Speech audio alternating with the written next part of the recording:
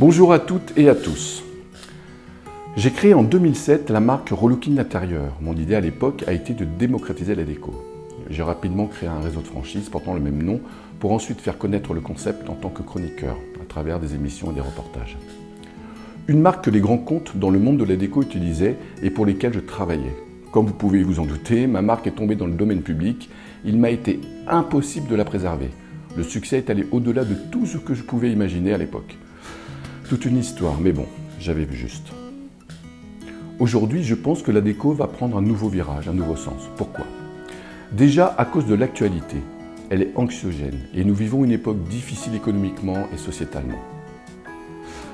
Mais notre habitat restera toujours un endroit sacré, un endroit dans lequel nous nous réfugions. Mais il s'est aseptisé petit à petit ces dernières années. Bah oui, on se retrouve tous dans le même mobilier, les mêmes objets de décoration, voire les mêmes tableaux au mur. Tout est déjà présélectionné. Votre déco est formatée dans un style standard que vous pouvez retrouver chez votre voisin.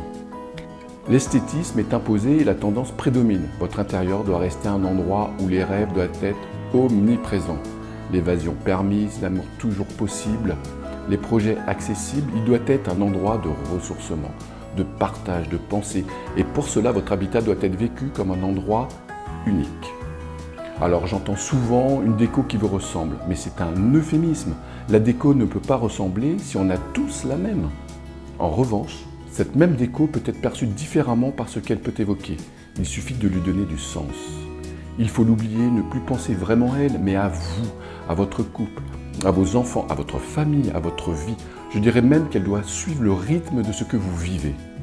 Vous devez être les maîtres du temps.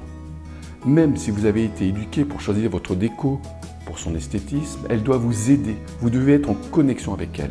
Elle doit vous raconter des histoires, pas seulement pour vous faire voyager, mais vous permettre de voyager.